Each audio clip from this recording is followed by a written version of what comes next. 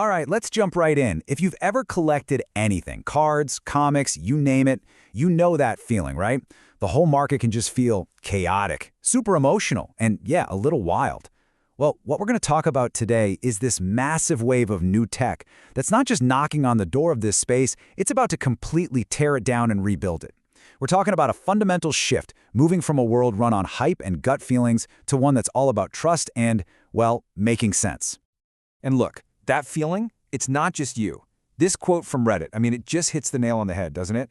The market is an emotional whirlwind. You've got FOMO, you've got panic selling. It's a system where our feelings totally overpower the actual facts. And that right there, that's the core problem we're going to unpack. And more importantly, we're going to look at the solution.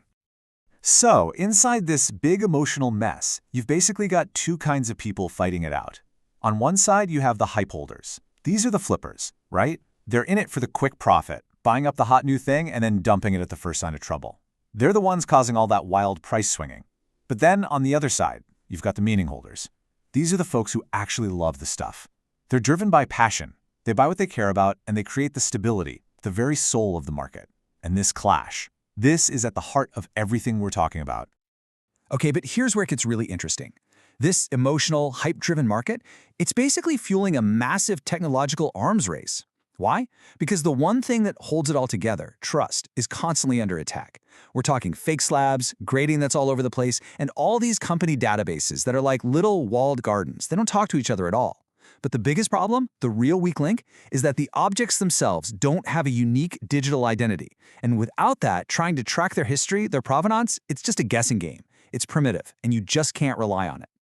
So this whole arms race against the fakes and the fraud, it can't go on forever. It's got to have a breaking point. And that brings us to the big catalyst, the thing that changes the entire game. And it's this: giving every single physical object its own unique, impossible-to-fake digital identity. I'm telling you, this isn't just some small upgrade. It's a complete paradigm shift. So how do we do that? Well, the core tech here is something called RFID. And let's get one thing straight right away. This has nothing to do with tracking people. This is about giving the object itself a kind of digital soul. Think of it like a tiny, super secure chip that gets embedded right into the slab or the item. That chip gives it a unique ID that simply cannot be faked. It's basically a digital birth certificate for your collectible. And check out how incredibly simple and powerful this is. You just take out your phone, you scan the object, and boom! The chip's unique ID is instantly checked against a secure, decentralized lob, and the object's entire life story just pops up on your screen. All of a sudden, trust isn't something you have to hope a third party gets right. It's baked right into the object itself.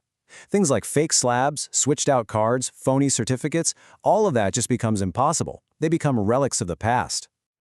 Okay, so this is the really crucial part. Once an object has a secure, verifiable identity, its whole reason for being valuable changes. It's not just about what it is anymore, a piece of cardboard, a plastic figure. It becomes all about the story it carries, about what it has experienced. It literally transforms from just an object into a true artifact. And this timeline really lays out how that whole evolution is going to happen. Right now, in 2024, a slab is basically a functional tool, right? It protects the card, it authenticates it. Simple. But fast forward to around 2028, you add that RFID chip, and now it's a digitally verifiable object. That's a huge new layer of trust.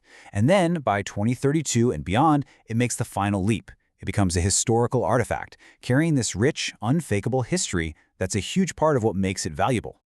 So what exactly is in this history? What does this digital log actually look like? Well, think of it as a rich, living story. This provenance can track everything. Past owners, if they choose to share that. Every auction it's ever been in. Even times it's been scanned at a convention or an expo. It's literally like a passport for the object, stamped at every stop on its journey. And get this, collectors can even add their own personal notes, turning something that was mass-produced into a totally unique, one-of-a-kind piece, with a documented story. Just like the world's most famous paintings. Okay, so now that we have this amazing infrastructure of trust built into every single object, what happens next? Well, the way we trade them is about to go through its own revolution. We're talking about a move towards a truly global person-to-person marketplace. No more middlemen, no more gatekeepers. So it really makes you wonder, right? If you never have to worry about fakes again, and you can see an item's entire history just by scanning it with your phone. How does that change the very act of buying and selling? What does that world even look like? Well, welcome to what's being called the mesh market. In this world, the history of these objects isn't owned by one company. Nope, it lives on a decentralized ledger that everyone can trust. Then you have AI that acts like a super smart matchmaker, connecting you with the perfect buyer or seller, no matter where they are on the planet. Think about that.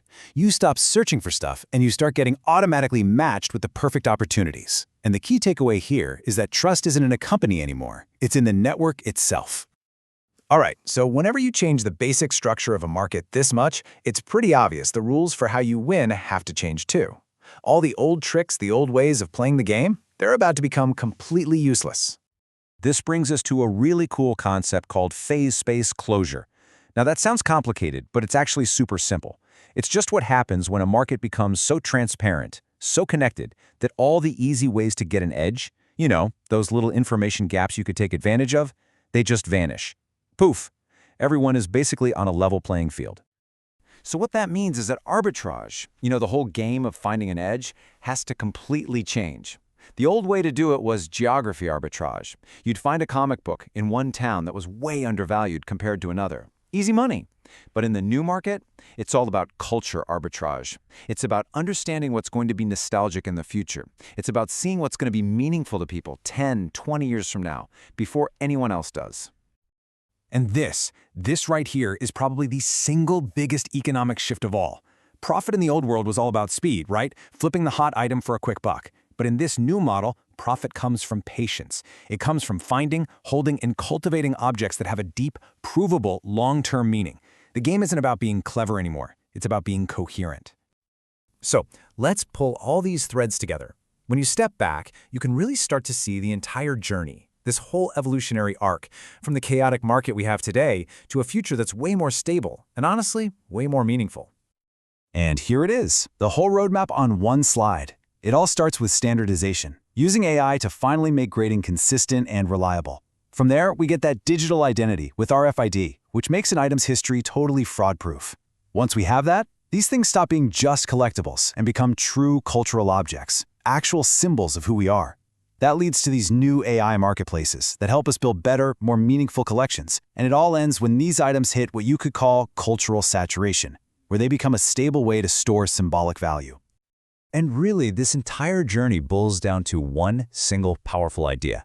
In a world that's totally transparent, totally connected, and built on trust you can actually verify, all the get-rich-quick schemes, all the little tricks and information gaps, they're gone. So what's left?